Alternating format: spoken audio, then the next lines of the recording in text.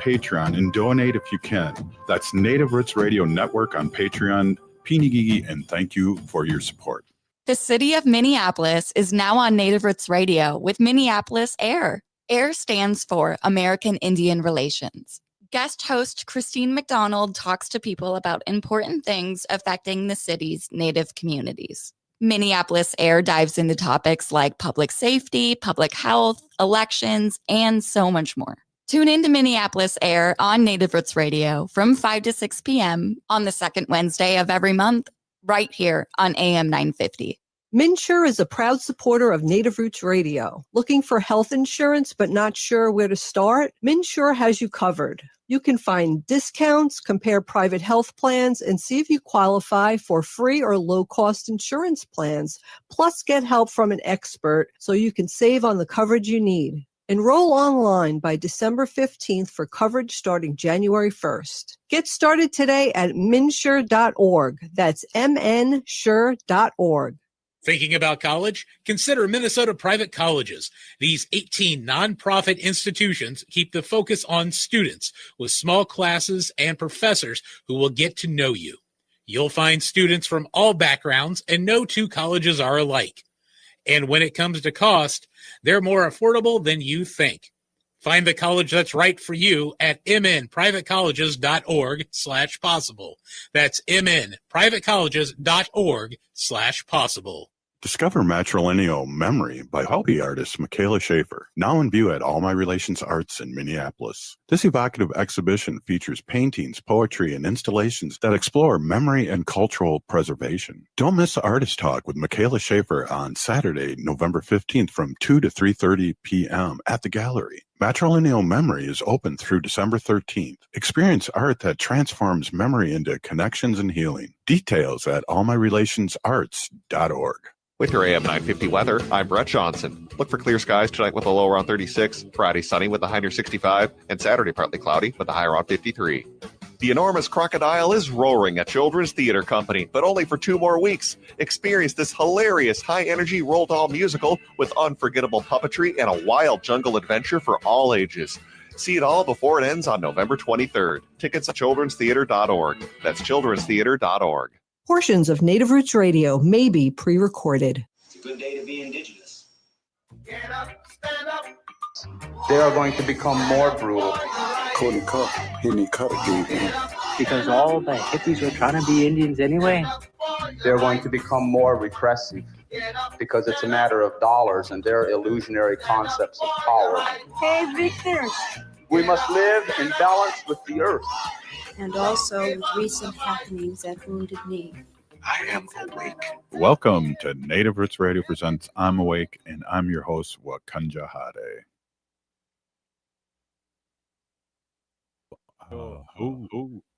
Hey, welcome everyone.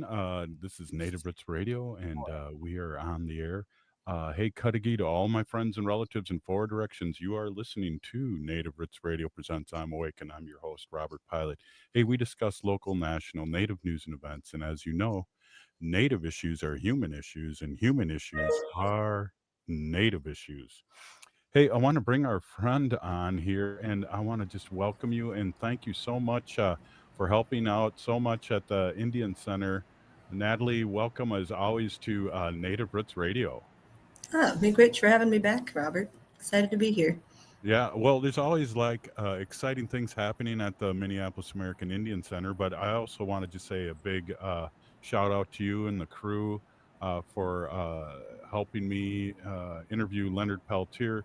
As you probably know, for 8 years, we'd end the show with Free Leonard Peltier, and it was great to meet him and be able to interview him. And again, with your help and the Minneapolis American Indian Center's help, and of course, David Kanoyer, our good friend, helping out with that production. And that should be coming up in the next week or so.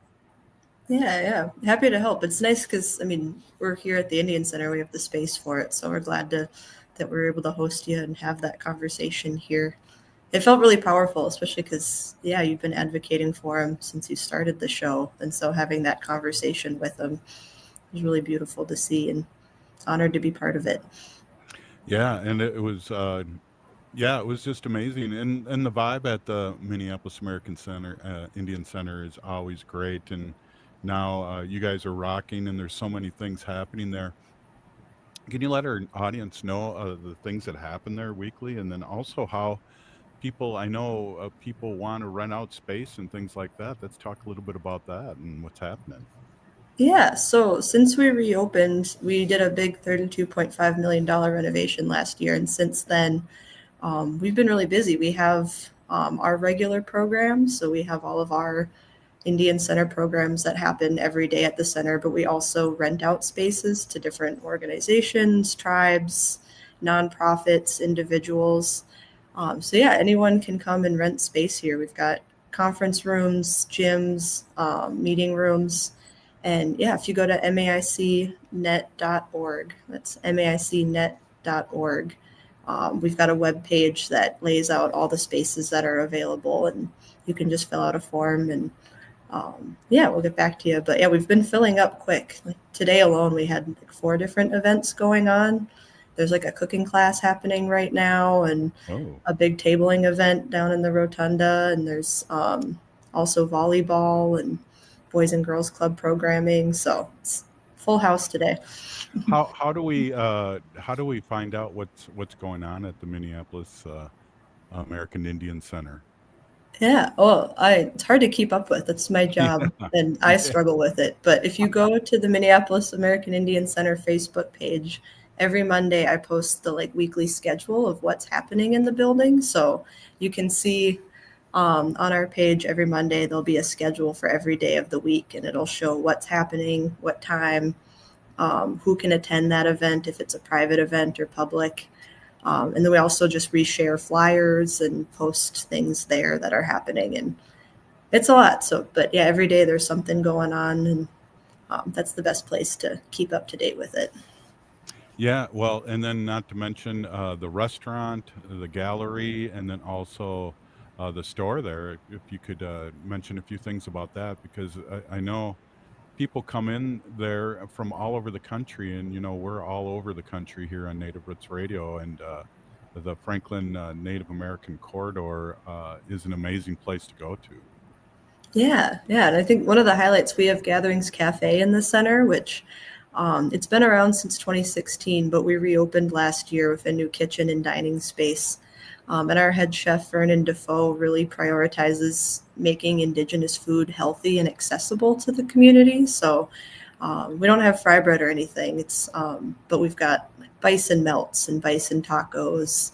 And we have our bread is made with wild rice flour. And so it's food that's really accessible and stuff that we know, but rooted in ingredients that are native to Turtle Island. And a lot of it is sourced from tribes and native producers, which is really cool. I mean, the money stays in the community. We're really helping out other people and just lifting each other up. And it's a really great way to be exposed to Indigenous food. And so, yeah, we're open Monday through Friday, 8 a.m. to 3 p.m. So breakfast and lunch on weekdays.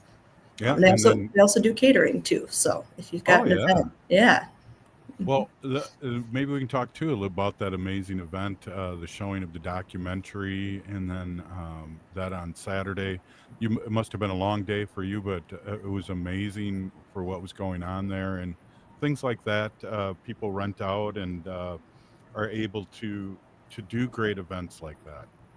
Yeah. So Saturday, Leonard Peltier was here, and Red Lake reached out and said, "Hey, can we have this film festival?" And we have a special guest coming, which of course was Leonard. And so, yeah, they were able to rent out the whole first floor of the center. And we think there was maybe 400 people here. It's kind of hard to tell when you get that many, but there was a lot of people, and there was food trucks in the parking lot, and Gatherings Cafe catered the event, and people got to meet Leonard. And yeah, it's really special that we're able to have these events and invite other people in we have the space, and we're able to host other people and have these events here.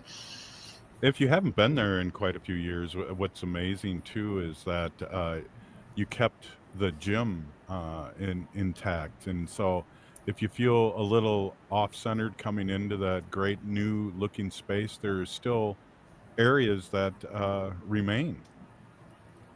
Right? Yeah. So we kept the foundation of it, and the gym still's got like that original heart there. Yeah.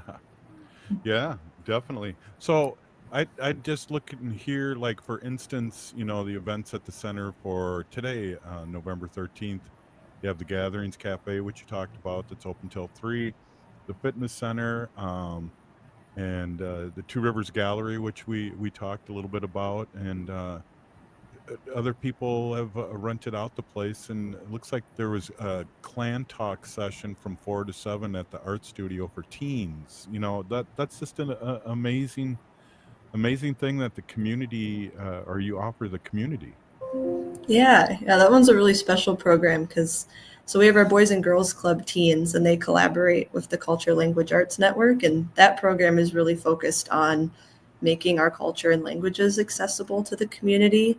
And they are all super tech savvy, so they do all sorts of videos and podcasts, and they're teaching the teens how to do that. So these kids have the opportunity to learn Ojibwe and Dakota and make podcasts and their own radio shows. So the next generation of Native Roots radio hosts are being brought up, and they're making videos, and it's really cool because they're learning all these like really helpful skills with technology and our languages, and they're like infusing them together and making these really incredible creative projects. And yeah, I'm like, dang, I wish they had this when I was a teen, because it's really awesome what these kids are getting to do now.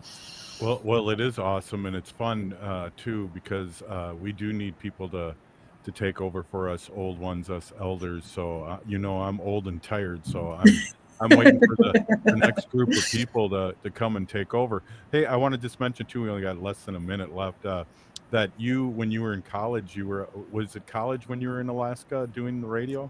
Yep. Yeah, my summers during college. Talk a little bit about that. Yeah, so up in Alaska, a lot of people get their news from radio, and that's how they communicate. And so I was in a small town called Talkeetna, and I'd host a radio show where I'd read the news and also people's messages on the air. So people would write in like letters to their family members, and I'd have to read them on the air because that was the only way they could reach each other. So usually it wasn't anything too personal or weird that I had to read, but every once in a while I'd get some strange ones. Hey, Natalie, quick, the website so people can chime in and find out what's going on. Yeah, MAICnet.org. So it's MAICnet.org. Or find Minneapolis American Indian Center on Facebook. Thanks, Natalie. We'll hopefully see you next week. This is awesome. Yeah, thanks, Robert. Great being We'll here. see you soon. Hey, up next, State Representative Heather Keeler. Oh, wow. We are Calusa Nation. Discover Matrilineal Memory by Hopi artist Michaela Schaefer, now in view at All My Relations Arts in Minneapolis. This evocative exhibition features paintings, poetry, and installations that explore memory and cultural preservation. Don't miss the Artist Talk with Michaela Schaefer on Saturday, November 15th from 2 to 3:30 p.m. at the gallery. Matrilineal Memory is open through December 13th. Experience art that transforms memory into connections and healing. Details at allmyrelationsarts.org. November is Native American Heritage Month, a time to honor Indigenous history, art, and identity. At the Minneapolis Institute of Art, celebrate the contributions of Indigenous peoples across the Americas with programs and exhibitions that center around cultural resilience and deepen understanding through creative expression. MIA's month-long celebration includes free activities for the family, art making for adults, and a special showing of Smoke Signals, a story of friendship and healing. Celebrate, learn, and connect at the Minneapolis Institute of Art. Find full details and ways to participate at artsmia.org. This holiday season, give gifts that matter and celebrate Native American Heritage Month. You can do just that at CauseCart, the online marketplace where every purchase makes a difference. CauseCart is proud to feature an incredible collection from Native American artists and makers. You can find unique, handcrafted jewelry, stunning art, and beautiful clothing. These items make wonderful, meaningful gifts for anyone on your list. You'll be gifting a one-of-a-kind, handcrafted item that carries a powerful story of heritage and creativity.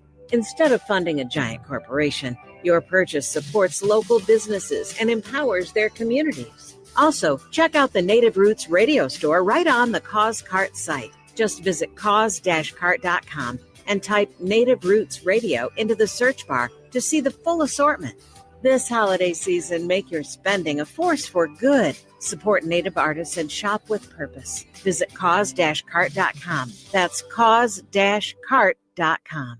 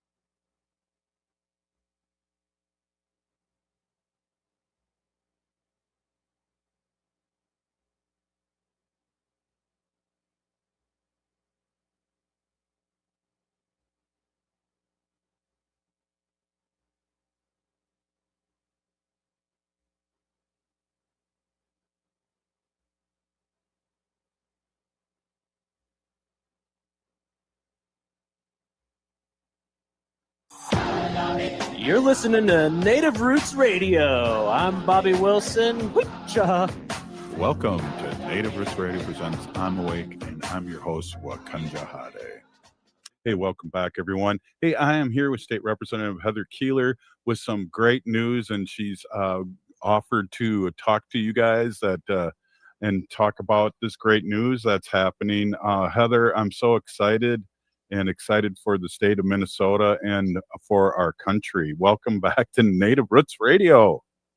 Thanks. It's always so good to be here. And, on a day like today, I've said this a lot of times in my journey. It's always good to kind of be with family, when big things happen. And so, of course, making space for you and our Native Roots Radio listeners to chat a little bit today is important for me. So, do you want to say it now for people that haven't seen it? Yeah, sure. So today we announced that I'm actually making an official run for Congressional District 7 here in Minnesota. It's the entire west side of the state. If anybody has ever looked at the map, it's large. CD7 is actually 3 times the size of Massachusetts. And so it's a lot of ground to cover. But after, just my life, my personal life, my professional life, and my political experience, fighting for access to rural healthcare, food sovereignty, food access, education, equity, sex trafficking is bad. All of these things just feel like it's really creators put it in my heart to make a run and make an honest run. If you look at the data out here, a lot of people just write us off like, we're just so Republican and that, no Democrat has a chance. And, that may look true on paper, but I live here and I know these communities and I know the conversations and the pain that we're feeling. And I think that it takes a good candidate, to bring people together. And humbly, I think that I can do that for my side of the state. And so announcing this run is exciting and it's terrifying, but also a really bold move. And Robert, I tell my kids a lot to go bold and do beautiful things in this world. And I can't tell my kids that and expect the next generation to do that if I'm not willing to do that myself. Excellent. And also, I've read the press release and talked about your 5 years as state representative, and that's brought you to this point. Can you talk a little bit about that to our audience? Yeah, so it's been interesting in my path. My very first term, I served as the vice chair of preventing homelessness. My second term, I served as the vice chair of children, youth, and family. And now in my third term, I'm the vice chair of human services. It's really put me at these tables to make big decisions on how we support our unsheltered neighbors and make sure that everybody has access to a home. When I was serving on children, youth, and family, that's where we did a lot of our SNAP expansion, food access, food shelves, making sure that our rural communities have access to food. And then, sitting on human services is where we do a lot of the homeless prevention, Safe Harbor, Youth Homeless Act, Medicaid, Medicare, senior living support, like all of the things that we work so hard at the state to partner with our federal administration to abide by the things that they put into play. And they've just cut our knees out on so many things right now. And we're having real human impact in a lot of areas. And I just feel like it's, it's important to take the experience that I've learned at those tables and be a voice for us at the federal level, and building those really great networks, with stakeholders and community within those areas too. I hope that, my liaison style leadership will just bring all of those people and conversations to the bigger tables of conversation that we need to have. Well, it's beyond party lines. It really is what's happening right now, and we've heard it around the country. So, and I know you've always talked about reaching over on both sides of the table. Talk a little bit about that strategy, because you already have that strategy. Yeah, and I'll say it is never that I am wavering on my core beliefs or like who I am or what I believe in fighting for, but I do really lean into slivers of commonality, because I think that there are spaces that all of us can agree we want to do good for our communities. And I don't believe in running hateful campaigns. I'm not here to criticize, the individuals that sit in these seats right now. I just believe I would do this very, very differently. And yeah, well, I guess we'll sort of leave it at that, right? But like, there's the working across the aisle is good in times, and we can find good, honest solutions to really big issues when we work together. And I've been able to do that I give the example, Robert, of when we were in the trifecta, and I didn't need a Republican to do anything with me, but I chose to. All the bills I brought to the House floor had a lot of Republican support. So much so that, when we passed the Minnesota Indian Family Preservation Act, we had Republicans speaking in favor on behalf of that, really supporting the good there, because we spent the time to educate and build relationship together. And I think we need to see that more. We need to see decision makers working together for the greater good of who they are there to serve. Absolutely. And I think what's happened this last year, people are more open to that. I have a friend running for in a different state, and I won't talk about that directly, but he said a lot of the Republican GOP are going to support him because of what's going on in Washington and the one-sidedness and not reaching over and working together for the good of people. Right. And that's not new for me. I mean, I was having Republican supporters for my first race in 2020 because I was actually caring about if they had food. We were calling our elders and making sure in the pandemic they had access to food. And if they didn't, me and my oldest son were heading over to the grocery store, putting groceries in the bag and dropping them off at houses. And so we've always been running campaigns and doing this work and like leading with love, but love is an action. And you have to just do that in community. And so, yeah, I mean, this is what we've done. This is what we'll continue to do, and hope that we bring a lot of coalition building together with us on our side of the state. Right. Well, you've always been for feeding our people, rent control, and things like that are real issues. And we saw what happened out in the mayor election out in New York. You just were he was just boots on the ground and listening to what the people wanted. And that's what you do. Yeah. And, I'll even say, like, I challenge my own party a lot. If you look at a map on where the House representatives sit, I am the blue dot in a massively red sea. Like, I'm the last Democrat in the House past St. Cloud and all up and down the west side of the state. So I've been a voice for this side of the state, ever since I got elected. But it is really interesting because I've challenged my own party a lot. Melissa Hortman and I used to have really honest conversations about, we're a different kind of Democrat out here. We can't just make policies and decisions based on the metro only, that we have an entire rural community that has different needs and has different viewpoints and access needs that we need to be honest about talking about. And so I think one thing I take a lot of pride in is I challenge anybody. It doesn't mean, like, I don't care whose party you're a part of or what you're doing. If I really think we need to do better for our people, I'm not afraid to challenge us in those ways. And I think that's another thing we really need, is people within our own party challenging to sharpen our own party for what we believe in not just being complacent on sending the same people back to the same places, because that's what we've always done. Maybe that's just not working for us anymore. And we need everyday people, everyday moms, stepping into this work. Absolutely. And Heather, before I forget, please, because we're a radio show too, please let everyone know how they can support you and support this big move. Yeah, Keeler for Congress is our website.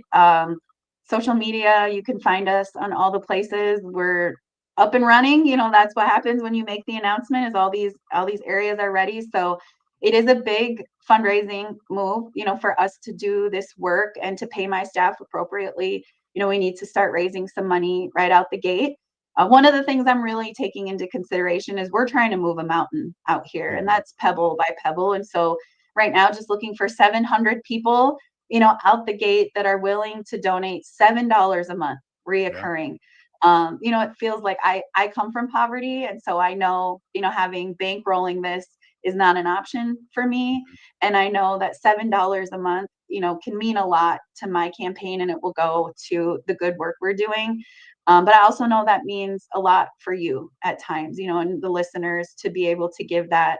And I want it to be really viewed as an investment, doing what's right and being a voice for what we all believe in, and, paying my staff appropriately. I think often in political campaigns, we expect people just to volunteer their time. And I really value people's intellectual property and what they bring to the table. And so early fundraising right now is just to make sure that my staff is well taken care of, and that we can build.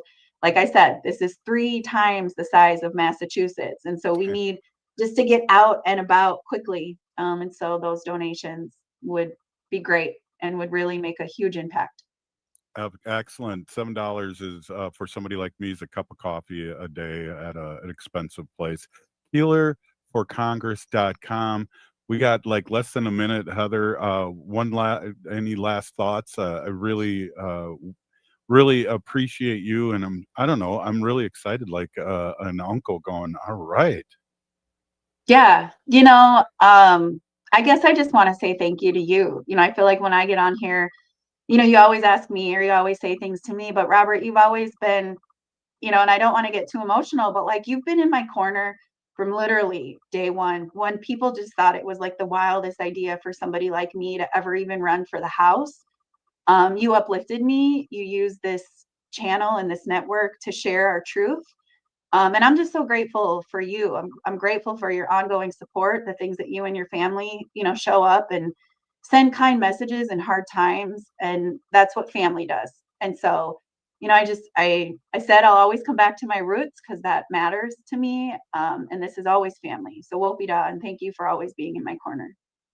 KeelerForCongress.com. Thank you, Representative Heather Keeler, and you're making me cry too. So I appreciate you. And this is Native Roots Radio, and we'll be right back after this short break.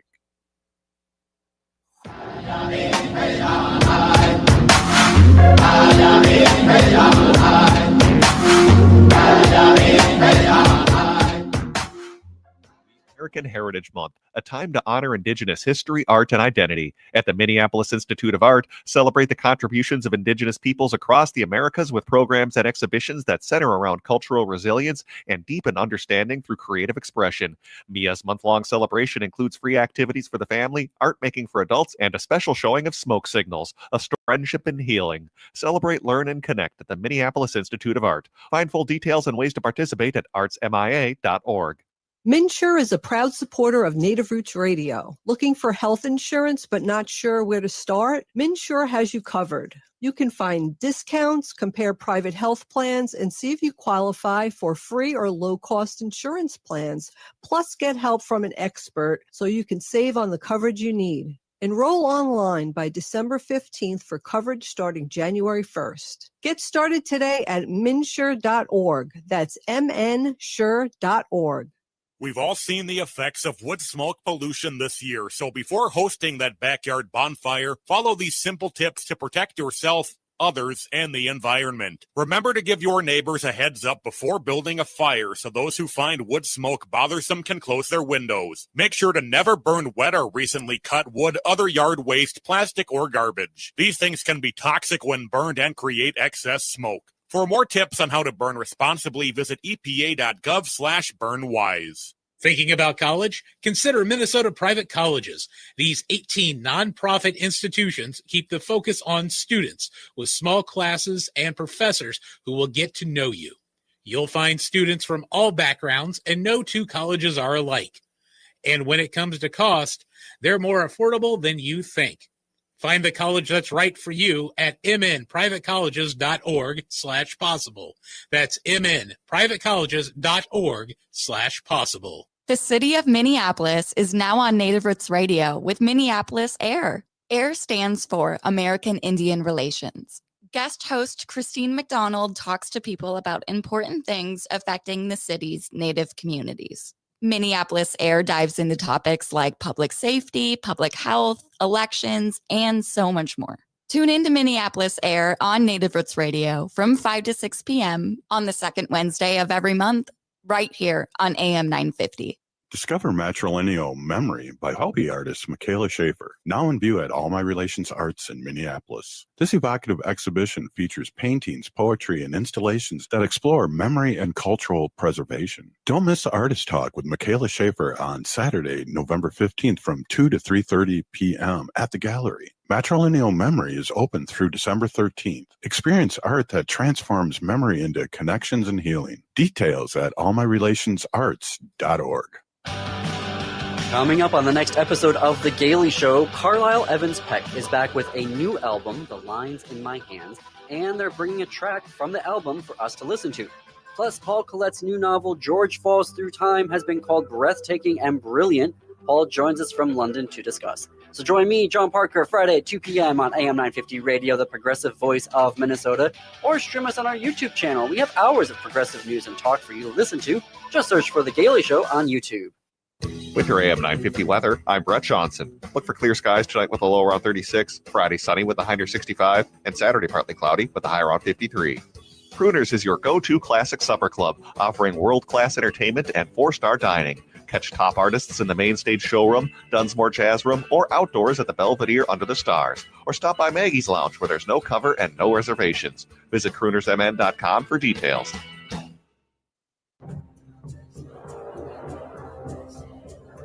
I'm Lieutenant Governor Peggy Flanagan, and I want to be your next United States Senator, and you are listening to Native Roots Radio. Welcome back to Native Roots Radio presents I'm Awake, and this is Robert Pilot. Hey, welcome back, everyone. We have our friend, Director of Missing and Murdered Indigenous Relatives Office here in Minnesota, Guadalupe Lopez. Thank you so much for coming on. And, you know, I was looking for your email, and then I realized the last time you were on here at the State Fair. Is that right? I think I was there with you one time from here because I was looking at the angles of my house. So like, where has the best light so you can see me properly? But yes. So how are you? Thanks for having me on again. Really good. Hey, I just got to tell you, I was scanning, the competition, other radio stations, and I heard a nice little segment from you on one of the big stations here, and I thought, geez, this really makes sense to talk about. So I reached out to you, and there's a lot of things I want to talk about, but I know one of the things that you brought up, especially with what we go through as Indigenous people, we have hunting season coming up, and it was really interesting, your take. And I don't know, we've talked about this for quite a few years, and I never really even thought about that, talking to the hunters like that. Right. It was a really great press release that the office worked on, making sure that hunters know to pay attention to their surroundings, also paying attention to anything that looks kind of suspicious. They're literally walking around in places that are not necessarily always inhabited or visited. And so if there is something suspicious like articles of clothing or bone fragments, and so what the press release did was really say, please don't touch, mark your location, call law enforcement if you're sensing that it seems like out of the norm to have these articles where you were finding your spot to hunt. Yeah, that's something that we really need to bring up quite often, because I'm not a hunter, my wife's a vegan, so I'm a bad hunter. and so isn't that how it goes? I hunt at Hy-Vee, so I hear you. Yeah. I really don't go. I don't really go too far in the woods, but I mean, I do appreciate the people that do, and I think that it could just take one tip in order for to change a whole investigation, possibly bring a loved one home. So that's why the press release was sent out to everyone. It was awesome. I know you've been in this kind of work for a long, long time, and now you're the director of the State Office of Missing and Murdered Indigenous Relatives. And so, what's different now that you're director here? How do you feel more seen? What's going on? I know you've only been in the office for a short time, and then you went on a vacation too. It's just like I did. I did. So, I well, I being the executive director of Violence Free Minnesota actually there was lots of opportunities to be in media there because of the high rates of homicide, domestic violence homicide, unfortunately. But one of the things I think a good leader does is actually make sure that all staff is seen and that all of the aspects of your programming are put in front, and it's not always just the executive director or the leader or whoever. So it should be equal amongst all of the people to make sure that is diversified and you see different voices and faces. And I did that at VFMN. One of the things that is different here is because I'm new, like this is people want to get to know the new leader, right? Even though I've been around for a long time. And so but in this capacity, it's an honor to be able to work for the state. It's different. I've always worked for nonprofits, and I'm just learning on how to be the best office that serves our people that I can, along with the team. We have a really good team. It's really exciting, and I'm kind of changing subject here, but seeing all the license plates. Yes. And it's not just Native Americans too. I've noticed that there's a lot of allies out there, and tell people how that really helps your office. So when you purchase an MMIR license plate, you can, if they don't. So what I noticed, I was renewing my tabs for my car, and I went to the location that's nearest to my home, and I recognized they didn't have the specialty plates on the wall. And so I asked the DMV person, I said, "Hey, you don't have the missing and murdered Indigenous relatives plates?" And they're like, "Well, we might have them in a book." So then I looked at their book and I didn't see them. So what I'm noticing is that maybe some places don't have them. So I have made a note to actually talk to other sectors of the state to make sure that those license plates are still, even a picture of them or opportunities to find them. But the good thing is that you can still purchase those and order your plates online.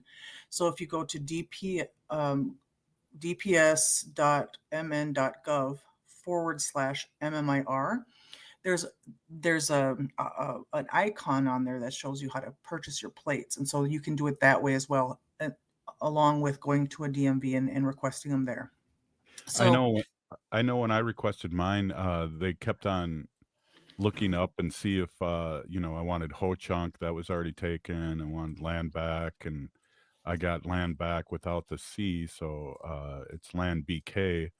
But most people don't. I guess most people aren't narcissists like me, but most people don't get that, and I haven't seen really any customized. So yeah, do it over online if you're not customizing it. Right. And so the proceeds of that actually go to the reward fund, the MMI reward fund. And that is what we're launching. We're working on getting the reward fund billboards out to raise awareness and hopefully bringing some tips and some information to some of the long-term cases that we've had. Yeah, that's important to get the word out there. I hate to always bring up this, but I think a lot of people that uh, don't listen to my show frequently, and we have a lot of allies out there, don't really know like the statistics that we deal with on a daily basis with our relatives here. And can we talk just a little bit about that? Sure, we make up less than 1% of the population, but yet we are so high, and that's why the office was created. And I think that, I've worked in gender-based violence for a long time, and so the high rates of us being unhoused, surviving sexual violence, domestic violence, and sex trafficking create a perfect storm for abduction and also homicide. And so that's where the missing and murdered office came. And those the historical aspects of colonization and racism and misogyny and other things in poverty created this perfect storm, like I said, to have, unfortunately, this epidemic happening. And I recognize that it's not just our community that is suffering from this missing and murdered. We also have a missing and murdered Black women and girls office as well because of the same unfortunate numbers and violence that is put on our Black relatives as well. Yeah, I think for both of us, or maybe all the BIPOC community too, how film and TV shows really dehumanize us in movies and in many ways for a very, very long time. So, um, you It's know, true. yeah, that's part of our problem that happens to us. Right. I still remember that we had a United Nations visiting us, and they were from multiple countries, and they were coming to visit not necessarily the missing and murdered office, but I worked at the Minnesota Indian Women's Sexual Assault Coalition at the time, and I remember we were meeting with them, and one of the visitors had said, "I didn't know that you were all still alive." Because of the Mm. history books and the way that we are portrayed, that we are something from the past, that you know, that we're non-existent, that we're not contemporary. Look at I was watching your segment before, and Representative Keeler was on, running for Congress. I think that's great. I love when we need to be everywhere. We should be everywhere. And our youth needs somebody to look up to, and so Yeah. it's important. Well, the youth's got to look up to you. I really appreciate, you stepping up because this is a hard job because there's relatives that have been missing for a very, very long time and their family is still looking for them and still on the 14th of February when we have that parade of sorts and rally, hearing that and remembering that, I think that's something that maybe we can do as Native Roots Radio and your office, keep it in the forefront of people. It's not going away, and there's still people that are missing. Correct. The march has been going on. There has been multiple communities doing marches to raise awareness and to call for justice and for their families and for communities. And so one of the things that I recognize is that just because the office has been opened, not to discredit anybody, that we have chapters in Bemidji, the MMIR 218 group. I think I shared a name, Natasha Kingbird, and the multiple people up in Bemidji who are working towards keeping communities in awareness at the forefront of this epidemic. And, I think it's in other tribes and other states. It's something that is important, and we need to be doing that. I think that when we're doing, when we're marching and we're calling for justice, and we just need everyone. We need all of the people to come together. And what you said about the license plates is that we need the allies. We Hmm. cannot do this alone because we're not doing this to ourselves all, you know what I mean? This isn't just ours in a vacuum. We are, I'm not saying that we are a topic community that doesn't do violence upon itself, but I Right. also want to mention that we need all of the support and help. Hey, can you hold on another? We've gone a little long, but do you think you can hold on for just another quick segment? Sure. Hey, this is Native Roots Radio, and we'll be right back with Guadalupe Lopez.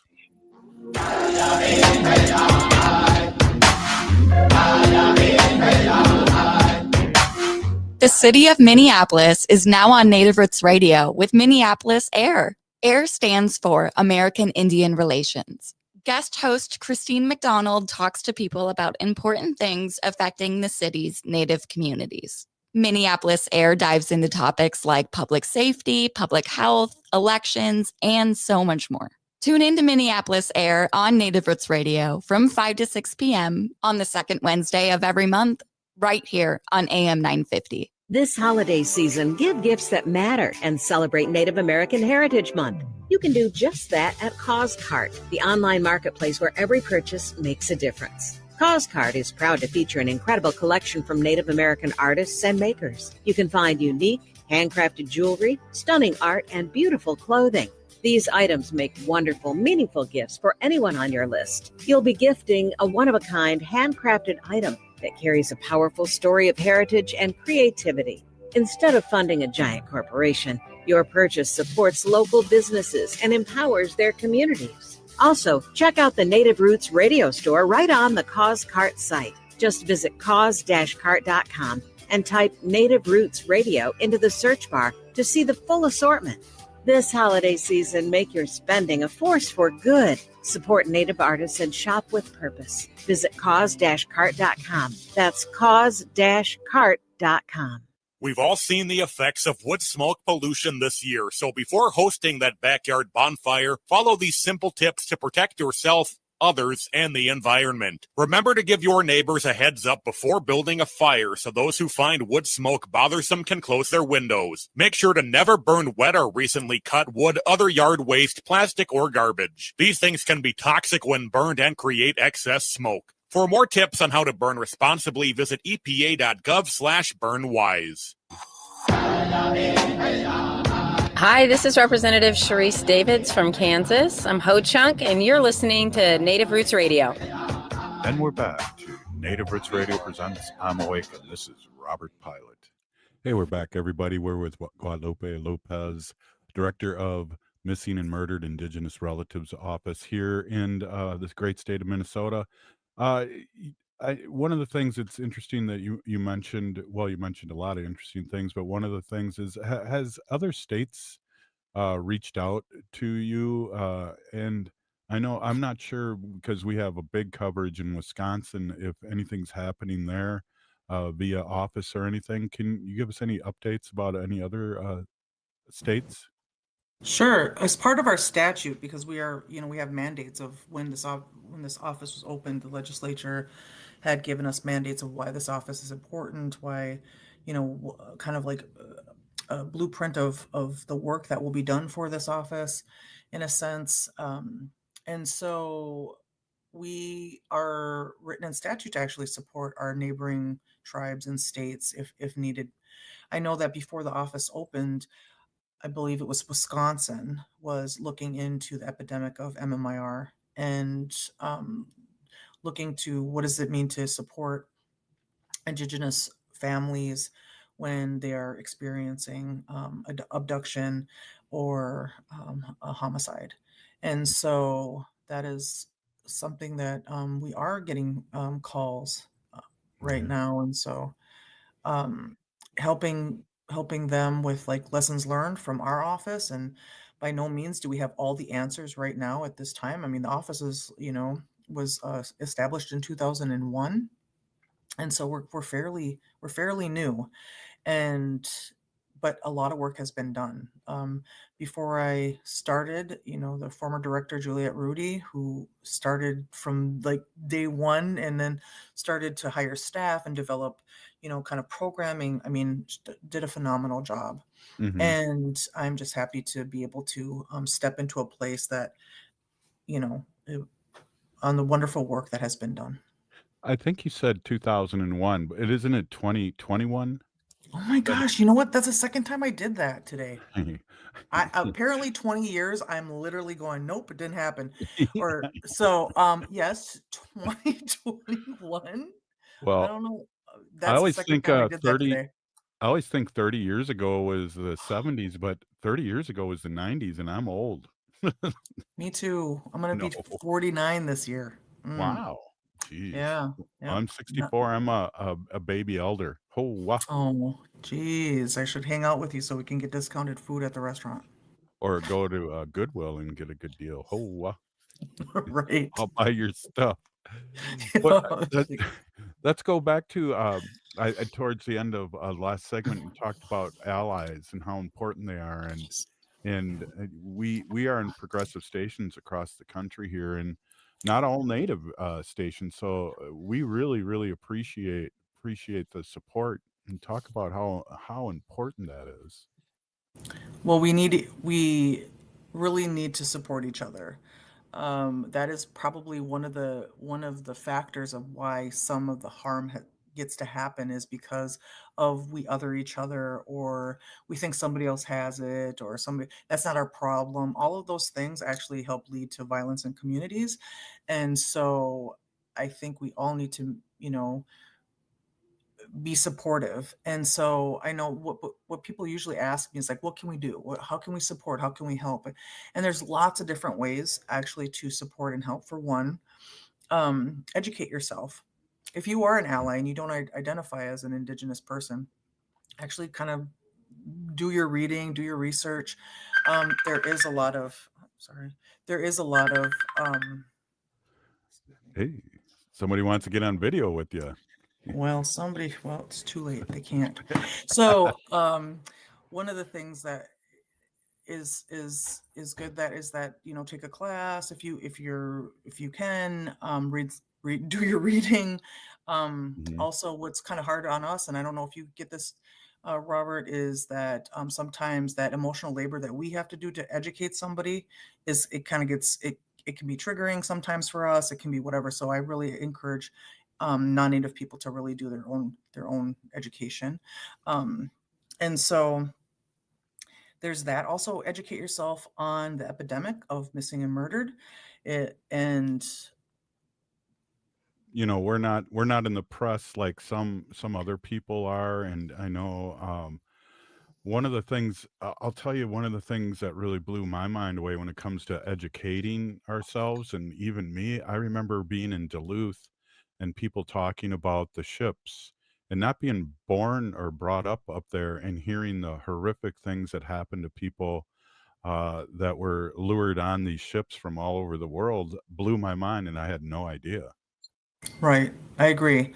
When I was helping interview 105 of our relatives of prostitution and trafficking, and one of the things that I noticed, and I had like it was like a form of survivor's guilt that I felt, that I had done everything that some of our relatives have done to survive prostitution and sex trafficking, and my story turned out different. Not that because I was better, not because I was smarter, it just was different. And at any moment I could have been harmed and taken, murdered, abducted, put in sex trafficking, all of those things, just from trusting a person to get into a car to say, okay, yeah, please take me home.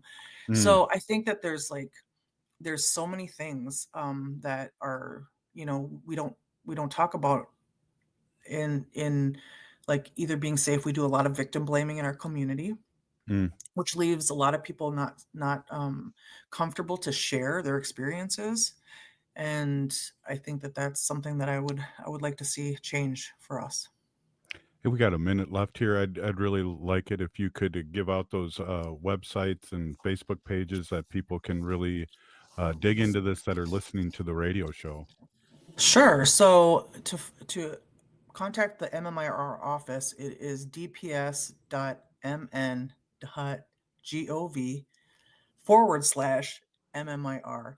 And in there, you can actually sign up for our quarterly newsletter, which will keep you updated on all the new and exciting things that the state and the office is up to.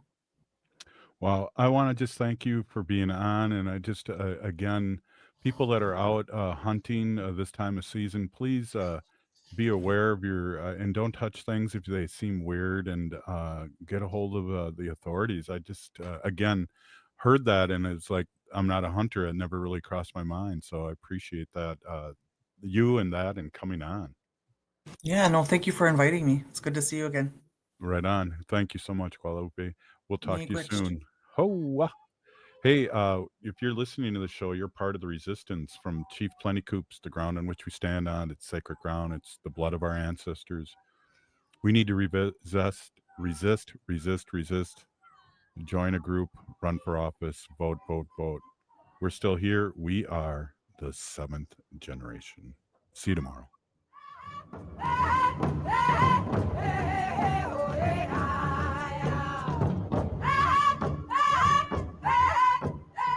MNsure is a proud supporter of Native Roots Radio. Looking for health insurance but not sure where to start? MNsure has you covered. You can find discounts, compare private health plans, and see if you qualify for free or low-cost insurance plans.